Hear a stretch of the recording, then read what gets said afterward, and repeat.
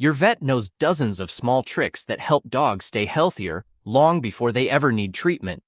The surprising part? Many of those habits are never mentioned during a clinic visit because they're quick, simple, and cost almost nothing. Today, you're about to learn every one of them. Number 1. The 2 minutes they spend with their hands, not their eyes. A scale gives you a number once a year. Numbers don't feel lumps, hands do. So vets skip the weight. Once a month, hands go over every inch of their own dog. Ribs, belly, joints, throat, under the legs. Slow, deliberate, not rushed.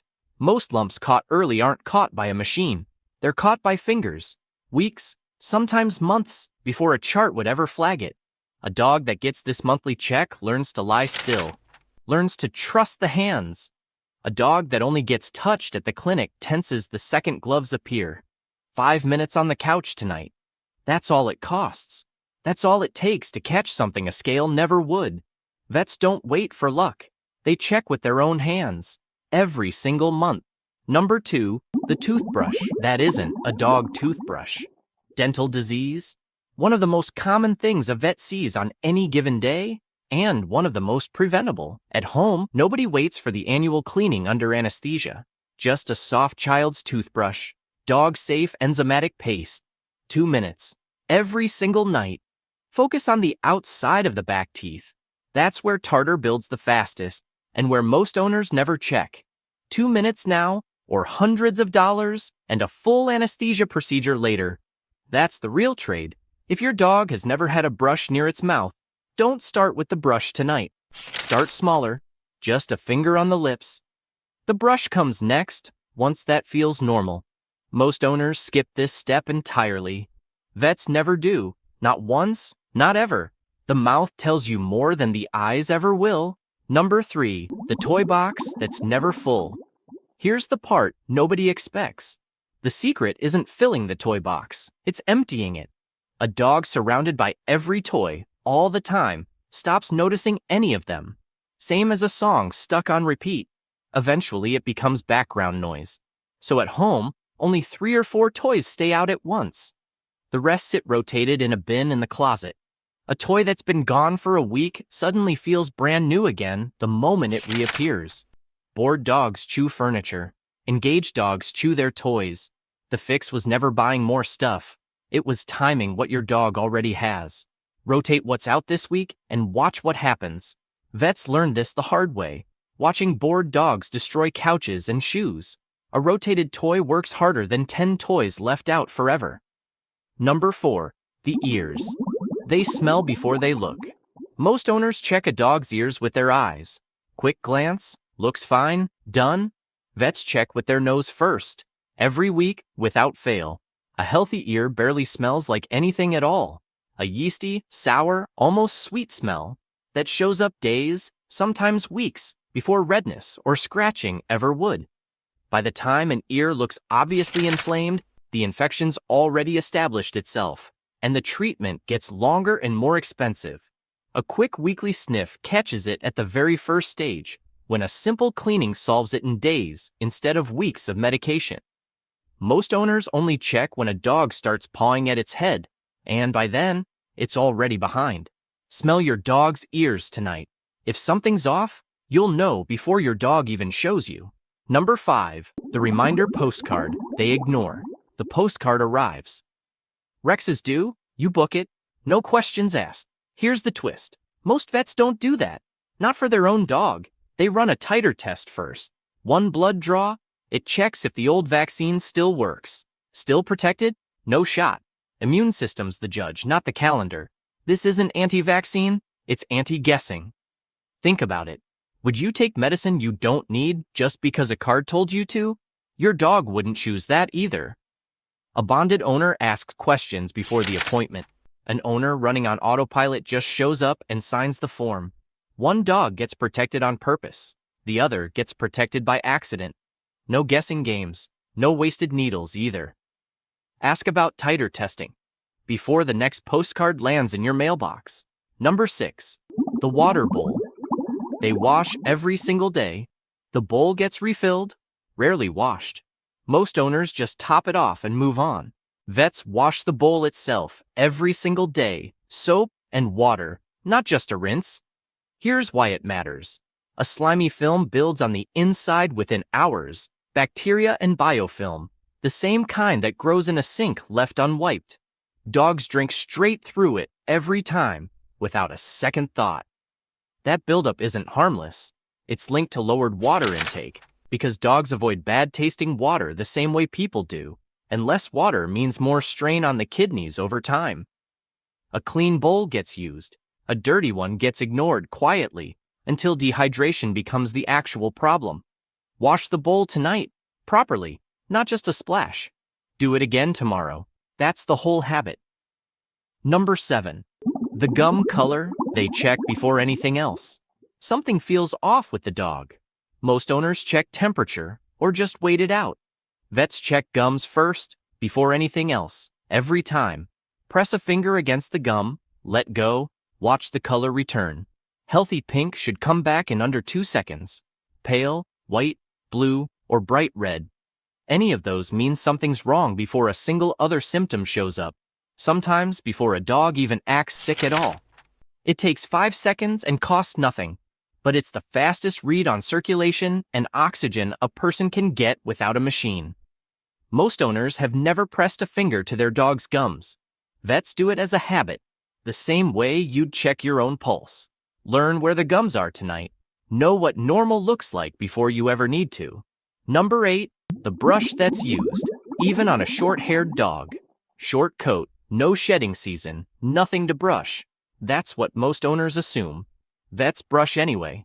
Every single week, coat length doesn't matter. A rubber curry brush works loose fur and dead skin the fingers alone would miss. And it does something else most owners never expect. It's a full body scan disguised as grooming. Hands move over every inch, feeling for anything unusual, while the dog thinks it's just getting attention.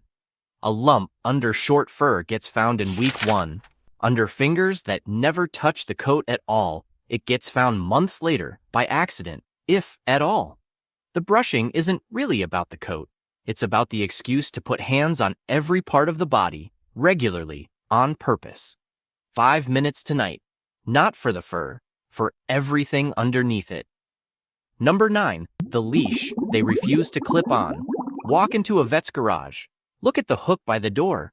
No retractable leash. Clinics sell them. Vets don't touch them. They see the accidents every single week. That's why. That thin cord slices skin, snaps fingers, gives you zero control in the half second before disaster. A car, a bike, another dog. A short leash means you feel the pull first, before it's a problem, not after. Go check your own leash. Right now. If it's retractable, that's the one fix you can make in 5 minutes. Not 5 months. One dog gets a leash built for control. The other gets a leash built for length. Choose the leash a vet would choose, not the one that just looks convenient. Vets know this. They've seen what happens when owners don't switch in time. Number 10, the scoop. They threw in the trash. The scoop in your kibble bag. It's not measuring anything, it's guessing. Vets weigh food in grams, on a kitchen scale, every single time. Why bother? Because a generous scoop runs 20 to 30% over what your dog actually needs. That gap doesn't show up tomorrow. It hides, quietly, for months, until a joint starts complaining or the vet visit turns into a lecture about weight. This isn't about starving your dog. It's about replacing a guess with a number.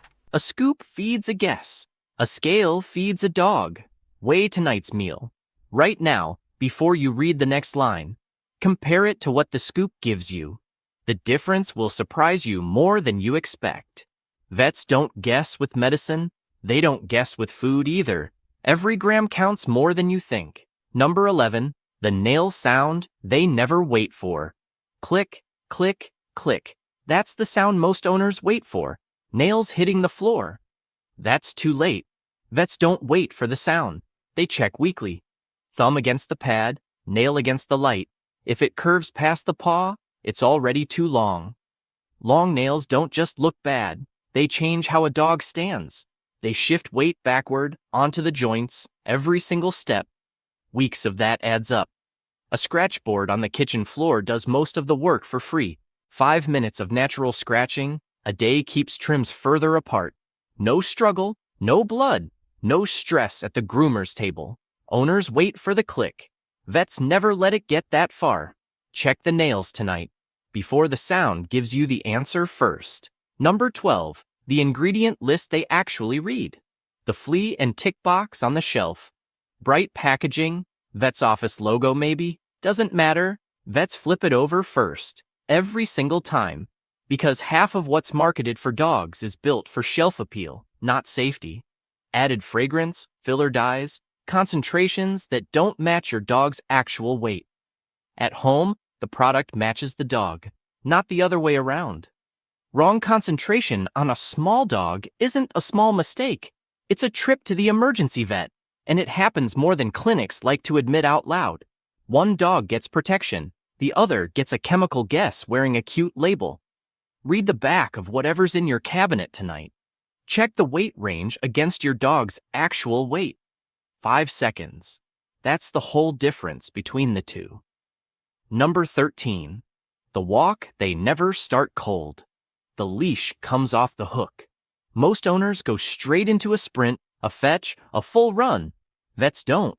Not with their own dog, not even the young ones. The first 5 minutes are always slow. A walk, not a run. Joints need warming. Same as yours would before a workout you actually take seriously. Skip that step enough times and it catches up. Stiff mornings, slower stairs. A limp that shows up at 10 years old instead of 13. This isn't about babying a dog. It's about buying it more good years on its own legs. 5 slow minutes before the exciting part. That's the whole trade. Try it on tonight's walk. Slow first, fast second. Your dog won't mind the wait. Its joints will thank you for it later. Number 14. The collar they took off for good. Most walks start the same way. Collar clips on, leash attaches, out the door. Vets do it differently, at home, every single day. No collar for walking? A harness instead? Why the swap? A collar sits right over the trachea. One hard pull, one lunge at a squirrel, and that pressure lands directly on the airway in the neck, not the chest. Vets see the damage from years of collar-only walking, coughing, tracheal collapse in smaller breeds, years down the line. A harness spreads that same pull across the chest and shoulders instead. Nothing near the throat, ever. The collar still holds the ID tag. It just never holds the leash again. Check what's clipped to the leash tonight. If it's the collar, that's tomorrow's 5-minute fix. Not a debate, just a switch. Number 15. The latch they put on a cabinet. Most owners leave open. Every kitchen has one. The low cabinet, chocolate, grapes, gum, anything with xylitol. Within nose height of a curious dog. Most owners trust the door to stay shut on its own. Vets don't trust doors. They add a child-proof latch, the same kind built for toddlers, on that one cabinet every time, no exceptions. Because the emergency visits they see most aren't rare accidents.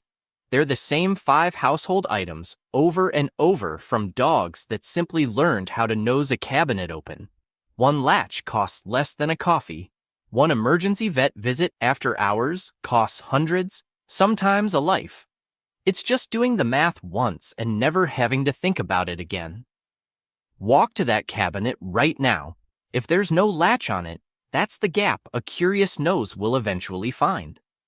Number 16. The 30 minutes after dinner nobody talks about. Dinner's done, bowl's empty. Most owners head straight for a walk, a game of fetch, a run in the yard. Vets don't. Not with their own dog, and especially not with a big-chested breed. After a full meal, the stomach fills with food and gas, and hard exercise right after can cause it to twist on itself. A condition that kills fast, sometimes within hours, and comes with almost no warning signs beforehand. So vets wait. 30 minutes, minimum, sometimes a full hour, before anything more active than a slow walk. It looks like doing nothing. It's actually the difference between a normal Tuesday and an emergency surgery at midnight. Most owners have never even heard the word for it. Vets plan their entire evening around avoiding it. Let dinner settle tonight before the next round of play. Number 17. The number they count while their dog sleeps. Here's the one that saves lives before a single symptom ever shows up. While their dog sleeps, vets count, not sheep, breaths, one rise of the chest, one fall, for 60 seconds, once a month, written down. A healthy resting number stays roughly the same, month after month. The moment it climbs, and keeps climbing, that's often the very first sign of a heart or lung problem, showing up here, at home, sometimes months before a single symptom would ever bring a dog into the clinic. By the time panting looks obviously wrong, vets already have months of proof on paper. Most owners never count at all until a vet finally asks them to, and by then the baseline is already gone. Count it tonight while your dog sleeps. Write the number down. That's the whole difference. Number 18. The 7-second test they run on the pavement. Summer sidewalk. Dog's paws hit it running. Most owners never think twice. Vets do every single time, before the leash even clips on. Back of the hand, flat on the pavement, held there for 7 seconds. If it's too hot for a hand, it's too hot for paw pads. Simple as that. Asphalt on a sunny afternoon can climb far hotter than the air around it, hot enough to blister skin in under a minute. Dogs don't complain the way you'd expect. They just keep walking, hiding it, until the damage is already done. 7 seconds with a hand costs nothing. A burned paw costs a vet visit and weeks of limping. Try the test on your own driveway this week. If your hand can't take it, neither can 4 bare paws. Number 19. The fireworks practice that starts in July. New Year's Eve. The 4th. Most owners scramble that same night. Closing curtains, turning up the TV, holding a shaking dog. Vets start months earlier, long before there's a single firework in the sky. Low-volume recordings, played for a few minutes at a time, paired with treats and calm praise, building up slowly over weeks until the sound means nothing at all. Fear doesn't wait for the actual night to build. It compounds every single year a dog is left to just get through it alone. One bad night stacks onto the next, and the fear gets worse with age instead of better. A few minutes of practice now beats an entire night of panic later. Start tonight at the lowest volume you have. Build it up slowly. Your dog has months before it matters. Number 20. The quiet hour. They give after every vet visit.